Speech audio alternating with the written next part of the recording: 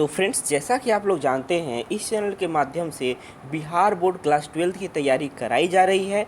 और जब बजते हैं सुबह के 7 तो हम लोग करते हैं रेनबो बुक की बात। तो ये रेनबो पार्ट 2 है। 12th के लिए रेनबो जो बुक होता है 100 मार्क्स इंग्लिश का, वो है। और इसमें हम लोग क्या पढ़ाई करेंगे आज? तो इसमें हम लोग पढ़ेंगे आज chapter 1 Indian civilization and culture. इसका ये लेक्चर 1 है और इसको मैं प्रयास करूंगा कि 3-4 लेक्चर में पूरे बुक को कवर कर दूं। तो आप लोग पहले ध्यान रखिएगा कि आपको जैसे कि पता है कि ऑब्जेक्टिव क्वेश्चन 60 क्वेश्चन आते हैं, जिसमें से 50 को सोल्व करना रहता है।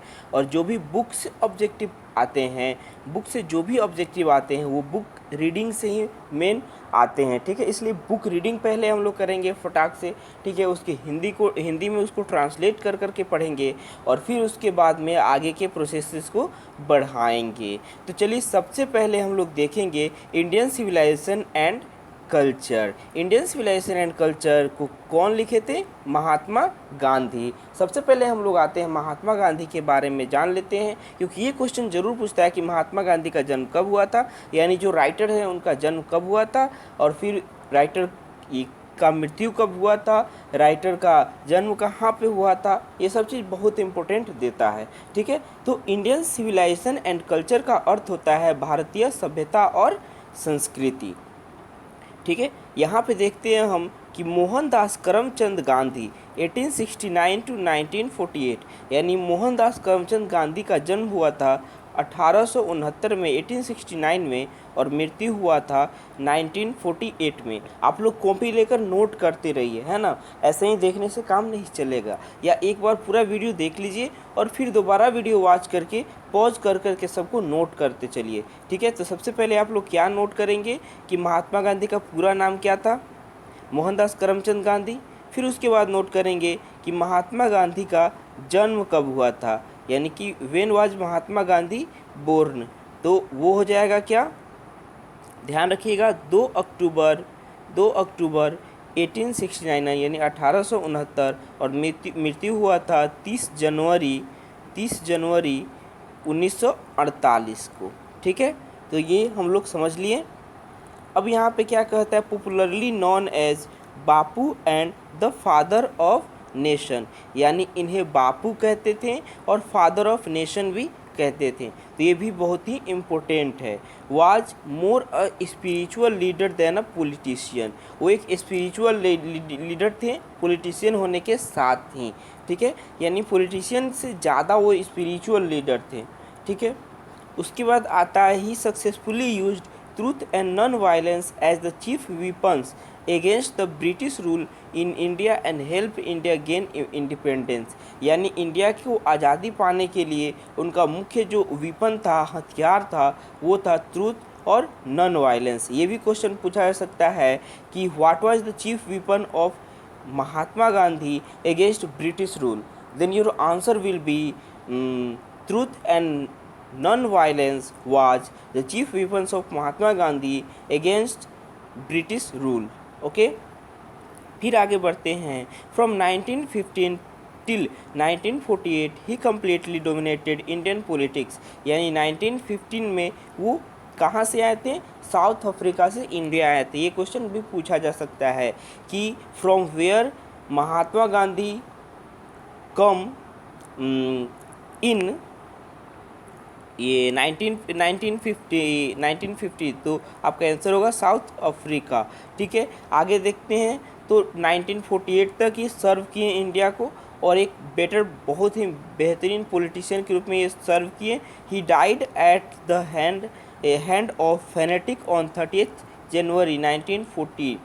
ठीक है, तो 38 जनवरी यानी कि 38 जनवरी, इसको क्या पढ़ते हैं? 38 जनवरी बोलते हैं, यानी 30 जनवरी। तो 30 जनवरी को इनकी मृत्यु हो जाती है। और कैसे हो जाती है? इनकी हत्या कर दी जाती है एक फैनेटिक के द्वारा। फैनेटिक यानी हठधर्मी के द्वारा।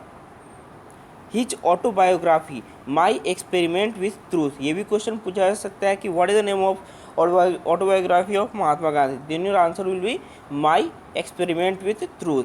ठीक है, या ऐसे भी क्वेश्चन पूछता है कि my experiment with truth is autobiography of, तो ऐसे ऑब्जेक्टिव पूछा जा सकता है। रीडिंग बहुत अधिक जरूरी है। ऐसे हम चाहें तो 10-12 लाइन आपको दे सकते हैं कि भाई चलो ये ऑब्जेक्टिव के लिए इंपॉर्टेंट है, और आपको भी अच्छा लगेगा कि चल भाई ऑब्जेक्टिव के लिए इंपॉर्टेंट पॉइंट हमको मिल गया, लेकिन वो गलत होगा। ठीक है, एक एक पॉइंट को देखना है, कहीं से भी कोई चूक नहीं रहना चाहिए। हमें ऑब्जेक्टिव में 50 में 50 लाना है। ठीक है, इसलिए कहीं से कोई चूक नहीं करना है। अच्छा, उसके बाद देखिए, and the numerous articles that he wrote for young India. Young India इनका मैगजीन था, पत्रिका था, जिसके लिए ये बहुत सारे क्या आर्टिकल्स को लिखे थे। उसके बाद क्या कहता है, and the speeches that he delivered on different occasion. अलग अलग अवसरों पे ये स्पीच दिए थे। Reveal him not only as an original thinker but also as a great master of chess. ये इनको बहुत ही एक बेहतरीन जो है ये ग्रेट मास्टर ऑफ चेस्ट का इनको दर्जा देता है। क्या इनका जो ये स्पीच है वो अलग अलग टाइम पे जो ये दिए हैं ओरिजिनल थिंकर के रूप में इनको बताता है। ठीक है, उसके बाद idiomatic English in which following extract Indian civilization and culture. Gandhi ji talks about the sound foundation of Indian civilization which has successfully withstood the passage of time। यानी समय के बीतने के बाद जो ये भारतीय सभ्यता और संस्कृति एक ऐसी है जो कि कितना भी समय बीत गया आज भी अपने स्थान पे अडिग है, उसके बारे में गांधी जी बात करते हैं। ये एक्सट्रैक्ट है, ठीक है ना, ध्यान रखिएगा, ये क्या है, एक्सट्रैक्ट है, यानी लिया गया है। इंडियन सिविलाइजेशन एंड कल्चर जो है किसी पार्ट से छोटा सा करके लिया गया है। ठीक है ना, बहुत बड़ा ये था लेकिन इसको छोटा करके लिया गया है। इसमें गांधी जी बात करते हैं कैसे हमारी सभ्यता महत्वपूर्ण है। The western civilization which has tendency to privilege materiality.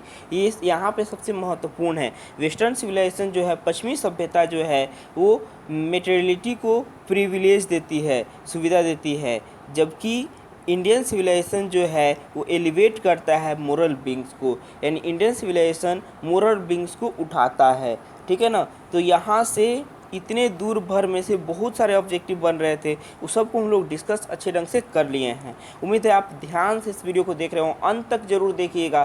थोड़ा भी हम अलग अलग वगैरह बात नहीं करेंगे, एकदम से आपके बुक से ही चलेंगे। ठीक है, फिर हम आगे बढ़ते हैं।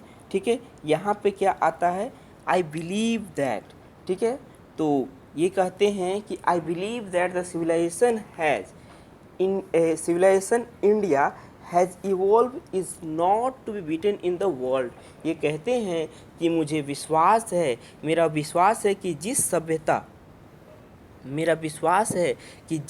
सभ्यता को भारत ने विकसित किया है वह दुनिया में मिटने वाला नहीं है, उसको कोई भी हरा नहीं सकता है। ठीक है, nothing can equal the seeds sown by our ancestors. यानी कि हमारे पूर्वजों द्वारा बोए गए बीज की बराबरी कोई नहीं कर सकता। ये जो भारतीय सभ्यता है ये क्या है, हमारे पूर्वजों के द्वारा शुरुआत किया गया है इसका। ठीक है, फिर उसके बाद क्या क्या कहते हैं महात्मा गांधी कि Rome went Greece shared the, अब अगले पेज में हम आते हैं, the same fate the might of Pharaohs was broken. तो ये कहते हैं कि रोम भी मिट गया और साथ ही साथ रोम भी मिट गया और ग्रीस का भी वहीं हश्र हुआ, फरोह की भी क्या शक्ति टूट गई। Japan has become westernised of China, nothing can be said but India is still somehow or other sound at the foundation. तो इतना सब हो जाने के बाद जापान भी पश्चिमी रंगों में रंग गया, चीन के संदर्भ में भी कुछ नहीं कहा जा सकता है, परंतु भारत हर हाल में अपने नींव पर स्थित है। ये कहते हैं Mahatma Gandhi ji. The people of Europe learn their lesson from the writings of the men of Greece or Rome which exist no longer in their former glory। ये बताता है कि यूरोपवासी ग्रीक और रोमन लेखकों की कृतियाँ से सबक लेते हैं। ठीक है, यूरोपवासी कहाँ से सबक लेते हैं, तो ये ग्रीस को हिंदी में ग्रीक कहते हैं, ठीक है ना। तो ग्रीस या रोम से ये क्या करते हैं, सीख लेते हैं, ठीक है ना, जिनकी पूर्व की कोई गरिमा ही नहीं है, जिनकी पहले की कोई गरिमा ही नहीं है।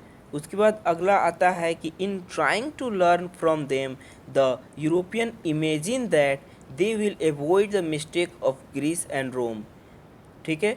फिर कहता है कि उनसे सीखने के प्रयास में यूरोपवासी यह सोचते हैं कि वे अपनी त्रुटियों को दूर कर लेंगे, ठीक है। तो such is their pitiable condition, ये उनकी दयनीय अवस्था है, उनकी ऐसी दयनीय अवस्था है। तो फर्स्ट को हम लोग पढ़ लिए, उम्मीद है आपको एक एक लाइन का हिंदी समझ में आ गया होगा। अब हम लोग आगे बढ़ते हैं। Second, in the midst of all this, इन सब के बीच India remains immovable and that is her glory. India जो है पूरी तरह से स्थिर बना रहा। इंडिया का ये जो सिविलाइजेशन है वो क्या है, वो इमूवेबल है। ये अभी तक किसी के भी कुछ करने से कुछ नहीं हुआ इंडिया का, और इंडिया आगे बढ़ता चला गया, और ये क्या गर्व की बात है। That is her glory. It is the charge, it is a charge against India that her people are so uncivilized, ignorant and stolid। कहता है कि भारत के विरुद्ध एक आरोप है कि इसकी सभ्यता इतनी असभ्य, अज्ञानी और मंदबुद्धि है कि उन्हें परिवर्तन को अपनाने हेतु प्रेरित करना असंभव है। अब देखिए, यानी कि दैट इज़ नॉट पॉसिबल, हम लोग पढ़ें इसको, to induce them to adopt any changes, यानी इन्हें परिवर्तन के लिए नहीं कहा जा सकता है, परिवर्तन के लिए इन्हें समझाया नहीं जा सकता है, क्योंकि भारत के लोग असभ्य होते हैं, भारत के लोग ये अज्ञानी होते हैं, मंदबुद्धि होते हैं, ऐसा दूसरों का सोचना है, जो कि वे लोग बिल्कुल ही गलत सोचते हैं।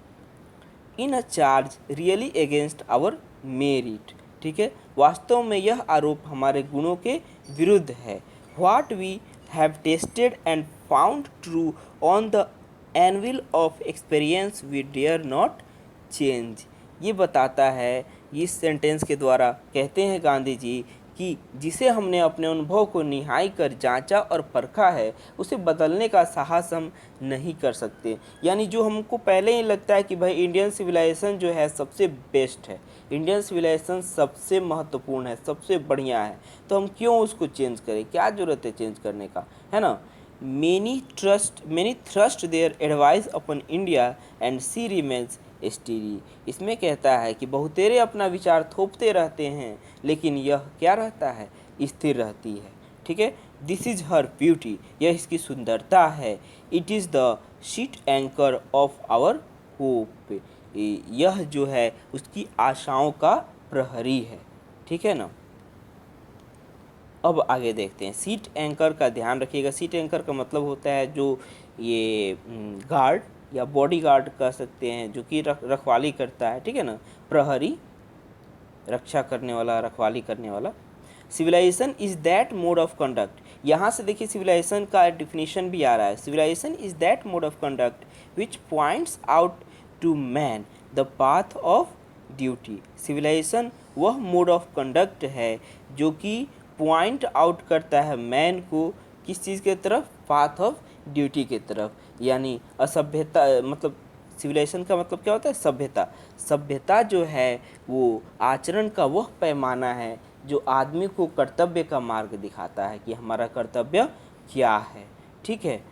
Performance of duty and observe the morality are convertible terms. इसमें बताया जाता है कि कर्तव्य पालन और नैतिक अवलोकन एक दूसरे में परिवर्तनीय है, ठीक है ना। यानी कर्तव्य और नैतिक पालन जो है वो एक दूसरे में क्या है, परिवर्तनीय है। आगे देखते हैं तो to observe morality is to attain mastery over our minds and our passion. इसमें बताया जाता है कि इसमें ये बताया जा रहा है कि अपने मन विकार पर स्वामित्व प्राप्त करना ही नैतिक अवलोकन है, ठीक है। So doing we know ourselves, the Gujarati equivalent for civilization means good conduct. इसमें बताता है कि ऐसा करके हम अपने को जानते हैं। गुजराती में सभ्यता का अर्थ क्या होता है? अच्छा आचरण होता है। ये क्वेश्चन भी पूछा जा सकता है। ठीक है। अच्छा, फोर्थ पैराग्राफ में आते हैं। If this definition be correct, then India, as so many writers have shown, has nothing to learn from anybody else, and this is as it should be। इसमें बताया जा रहा है कि यदि यह परिभाषा सही है तो भारत को, जैसा कि अनेक लेखकों ने कहा है, किसी को हम देखते हैं किसी से हम सीखते हैं तो उसकी कोई भी नहीं है। यानी कि हमें किसी से कुछ भी सीखने की ज़रूरत नहीं है और यह वैसी ही है जैसा इसे होना चाहिए।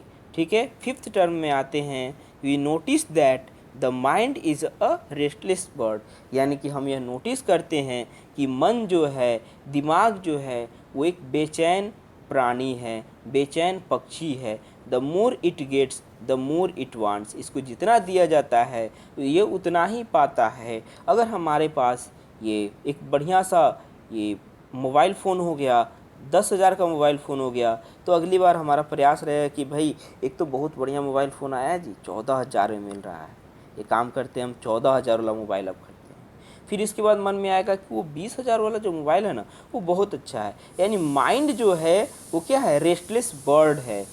इसको जितना भी दिया जाता है यह उतना ही खोजते रहता है, उतना ही इसको चाहिए भी, और साथ ही साथ ये हमेशा क्या? अनसेटिस्फाइड भी रहता है, ये हमेशा असंतुष्ट रहता है। The more we indulge in our passion, the more unbridled they become. ठीक है। यानी कि कहने का मतलब ये है कि हम जितने अधिक विषय में लिप्त होते हैं उतने ही अधिक बेलगाम होते जाते हैं। यानी कि जितना ही हम चाहते हैं कि हम बहुत सारे ये सुविधाएं हमको मिले, उतना ही हम बेलगाम हो जाते हैं और फिर हम जो है अपने आप में ही नहीं रह पाते हैं। और एंकेस्टर्स यानी कि हमारे पूर्वज, therefore set limit to our indulgence, इसलिए हमारे जो पूर्वज हैं वो क्या किए थे कि आसक्ति किए कि हमारे जो एक मतलब आसक्ति की एक सीमा बना दिए। ठीक है। यानी कि एक चाहत की सीमा बना दिए कि भाई हमको ये चाहिए तो इसका भी एक लिमिट होना चाहिए, हमको दूसरा चीज़ भी करना है। मोबाइल अगर मेरे पास 8,000 की इकाई है तो क्या हो गया? हमको दूसरा चीज़ भी तो करना है ना। हमको मतलब कि सिर्फ मोबाइल रखने से ही काम नहीं चलेगा, मोबाइल से तो पेट नहीं भरता है, गूगल से रोटी थोड़े ही डाउनलोड किया जा सकता है। तो ये सब चीज़ें बताते हैं। दे saw that happiness was largely a mental condition, ये बताता है कि हैप्पीनेस जो है वो एक क्या? मेंटल कंडीशन है। ये बताता है कि खुशी एक मानसिक अवस्था है। ठीक है। अगले टर्म की तरफ हम बढ़ते हैं। A man is not necessarily happy because he is rich or unhappy because he is poor. कोई भी इंसान इसलिए खुश नहीं रहता है क्योंकि वह धनी है, और इसलिए दुखी नहीं रहता है क्योंकि वो गरीब है। The rich are often seen to be unhappy, बहुत से धनी लोगों को देखते हैं कि वे क्या? उदास रहते हैं। ठीक है ना। बहुत से धनी लोगों को देखते हैं कि वे उदास रहते हैं, और बहुत से गरीब लोगों को देखते हैं कि वे जितना मिलता है रूखा सूखा उतना ही में संतुष्ट रहते हैं, खुश रहते हैं। Millions will always remain poor, और इसके साथ में हम ये भी देखते हैं कि लाखों लोग सदैव गरीब रहेंगे। ठीक है ना। अभी भी गरीब रहेंगे, ऐसा नहीं कि आगे अमीर हो जाएंगे। Observing all this our ancestors dissuaded us from luxuries and pleasures. तो यहाँ पे गांधी जी क्या कहते हैं? यहाँ पे गांधी जी कहते हैं कि इन सब बातों को देखते हुए हमारे पूर्वजों ने हमें विलासिता एवं विषय सुख से बचने की सलाह दी। इन सब को देखते हुए हमारे पूर्वज कहते हैं कि हमें लग्जरीज और प्लेजर्स से, यानी विलासिता और विषय सुख से बच के रहना चाहिए। ठीक है, ये सब पॉइंट इंपॉर्टेंट है, आप ध्यान से सुनिए, ये नहीं कि अरे क्या है ना, एक एक पॉइंट आप ध्यान से सुनिए, इससे बहुत ऑब्जेक्टिव क्वेश्चन भी बनेगा और साथ ही साथ आपको क्वेश्चन आंसर बनाने में फ़ायदा होगा और साथ ही साथ आप अगर आगे चल के ये क्या कहते हैं कि बहुत ऐसा चीज़ जो इससे पूछा जाता है, ठीक है ना। वी हैव मैनेज्ड, अगर आप पूरा पढ़े रहेंगे तब ना आपको समरी भी आएगा समझ में। We have managed with the same kind of plough as existed thousands year ago, यानी हजारों हजार साल पहले जो है, हजारों हजार साल पहले हमने उन मान्यताओं को आज भी बरकरार रखा है जो हजारों वर्ष पहले भी थे, ठीक है ना। We have retained the same kind of cottages that we had in former times, and our indigenous indigenous education remains the same as before। यहाँ पे यह भी बताया जाता है कि जीवन को धीरे धीरे नष्ट करने वाली, मतलब हमारा जो पहले मतलब जीवन को नष्ट करने वाला जो एजुकेशन सिस्टम था, मतलब लोगों के द्वारा प्रोवाइड किया गया था, वो बताया जाता है इसमें कि कहाँ पे थे हम, हाँ, we have retained the same kind of cottages, यानी कि हम उसी टाइप के कॉटेजेज में रहते हैं, that we had in former times, जो कि पहले था, and our indigenous education remains the same as before, और हमारा जो एजुकेशन का जो है सिस्टम है वो जैसा पहले था वैसा आज भी है, ठीक है ना, बस उसका मोड बदल गया है। गुरुकुल प्रणाली से हम लोग स्कूल सिस्टम में आ गए हैं, लेकिन फिर भी जो है हम आज भी अपने गुरु को उतना ही सम्मान देते हैं जितना पहले दिया जाता था, है ना। हम आज भी अपने गुरु को उतना ही रिस्पेक्ट करते हैं जितना पहले किया जाता था। आज भी कोई शिक्षक अपने विद्यार्थियों के बारे में उतने ही अच्छे ढंग से सोचता है जैसा पहले गुरुकुल सिस्टम में सोचता था। We have had no system of life. We have had no system of life corroding competition, यानी कि जीवन को धीरे धीरे नष्ट करने वाली प्रतिस्पर्धात्मक शैली जो होता है, कॉम्पिटिटिव जो स्टाइल होता है, हमें प्रश्रय नहीं दिया है, ठीक है ना, यानी हमें वो रास नहीं आया, हमें उससे कुछ खास लेना देना नहीं है। ईच फॉलोवेड हिज ऑन ऑक्यूपेशन और ट्रेड एंड चार्ज्ड और रेगुलर वेज, ठीक है ना, सभी जो है अपने अपने व्यवसाय को करते हैं और उचित मजदूरी भी पाते हैं, ठीक है ना। It was not that we did not know how to invent machinery, इसका मतलब ये बिल्कुल नहीं हुआ कि हम असभ्य हैं, हम गंवार हैं, मतलब गंवार नहीं, हम असभ्य हैं, हमें जो है क्या कहते हैं कि मशीनरी इन्वेंट करने नहीं आता है, ठीक है ना, ऐसा बिल्कुल भी नहीं है। आप देखिए कि बहुत अच्छे अच्छे साइंटिस्ट हमारे देश में हुए जो कि बहुत अच्छे अच्छे मशीनरी या साइंस के बहुत अच्छे अच्छे लॉ को दिए, ठीक है ना। But our forefathers knew that if we set our hearts after such things we would become slaves and lose our moral fibers। लेकिन जो है हमारे पूर्वज इस बात को अच्छी तरह जानते थे कि यदि हम ऐसा करते हैं तो हम गुलाम हो जाएंगे और हमारी नैतिकता को खो देंगे। किस चीज़ का गुलाम हो जाएंगे? मशीनों का गुलाम हो जाएंगे। हम आलस्य में पूरी तरह से सराबोर हो जाएंगे, हम हमेशा आलस्य से घिरे हुए रहेंगे। They before after due deliberation decided that we should only do that we could with our hands and feet. वे बताते हैं, इसमें विमर्श किया गया है, इसमें ये बताया जाता है, इसलिए उन लोगों ने काफ़ी सोच समझ कर निर्णय लिया कि हमें वही करना चाहिए जिसे हम अपने हाथों और पैरों से कर सकें, ठीक है। They saw that our real happiness and a health consisted in a proper use of our hand and feet. वे बताते हैं उन लोगों ने देखा कि हमारी वास्तविक खुशी एवं स्वास्थ्य हम अपने हाथ और पैर को क्रियाशील रखने में है, अपने हाथ और पैर को क्रियाशील रखने में है। तो आज हम लोग 6th पैराग्राफ तक देखे हैं। तो उम्मीद है ये वीडियो आपको हेल्पफुल लगा होगा। अगर ये वीडियो हेल्पफुल लगा होगा तो इसे लाइक कीजिए और सब लोगों को बता दीजिए कि 12th की पढ़ाई स्टार्ट हो रही है। चाहे आप किसी भी बिहार के ज़िले से बिलोंग करते हों, आपके लिए स्पेशल ये व्यवस्था किया गया है कि आप कोचिंग तो बंद है इस लॉकडाउन में, तो आखिर जाएंगे कहाँ, इसलिए आप आराम से बैठ के पढ़िए। हम एक एक छोटे छोटे टॉपिक को आपको प्रोवाइड करते रहेंगे। ठीक है, तो इस वीडियो को देखने के लिए बहुत बहुत धन्यवाद। Thank you.